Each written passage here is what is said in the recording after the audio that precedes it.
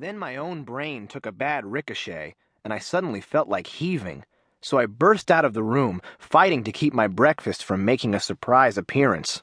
"Mr. Miller!" Smith shouted after me, but I was already out the door, with Wesley following close behind. I stopped when I reached the water fountain in the hallway and bent down to take a drink, hoping to drown my gut into submission. Wesley punched a locker, hard enough to make it rattle, but not hard enough to hurt himself. It's a show, I thought. Just like Smith. Just like Roxanne. I didn't want to put on a show, so I drank from the fountain and I didn't say a thing. "This sucks," said Wes, meaning everyone and everything. "What a lousy way to end the 9th grade, you know?" As I stood up from the water fountain, Paula Quinn came up behind Wes. She was red in the face, no longer crying. It was because she was angry. Angry like me. "I just want you to know that what you did in there stunk, Jason," she said, staring me down with furious eyes.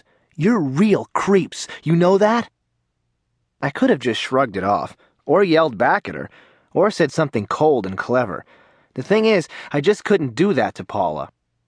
We weren't like friends or anything, although I did ask her out once. She turned me down. Ever since then, it's been kind of weird between her and me. Like I respect her or something. "I didn't mean to laugh," I told her. "I don't know why I did, and I feel lousy about it, okay?" She looked at me, and I guess she read some honesty in my face, because she didn't seem as mad anymore. "Were you and Ethan friends from the time you were little?" I nodded. Kids didn't come and go from Billington very often. Not that we didn't want to, but our parents had roots like oak trees. They wouldn't dream of moving away. So most of us knew each other all our lives. Ethan, Wesley, and I were a famous threesome. The Trilogy of Terror, our teachers used to call us.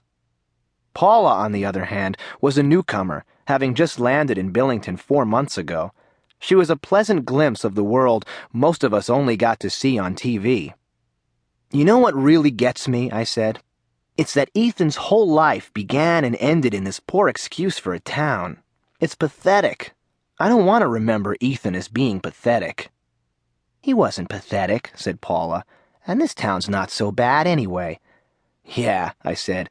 "Wait until you've been here for 14 years. Then we'll see how you feel about it."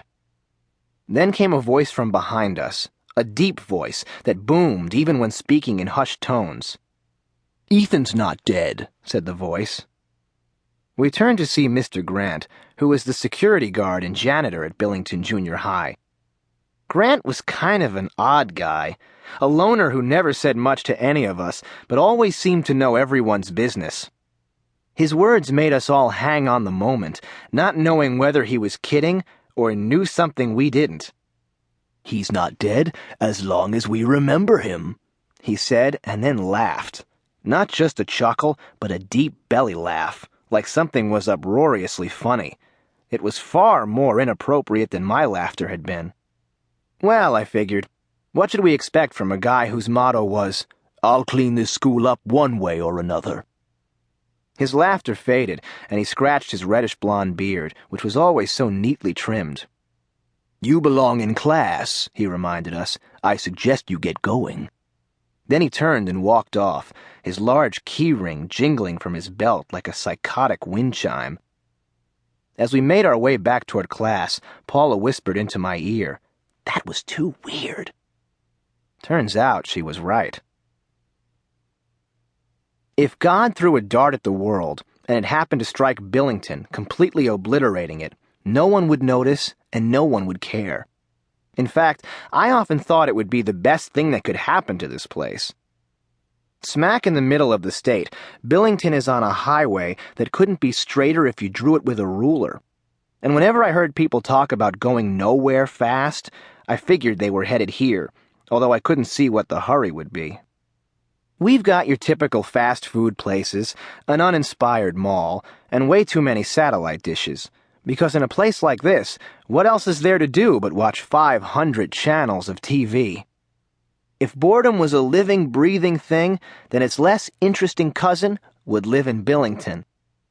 My parents didn't mind a nowhere sort of life. It seemed to me that their universe began and ended in Billington. All you had to do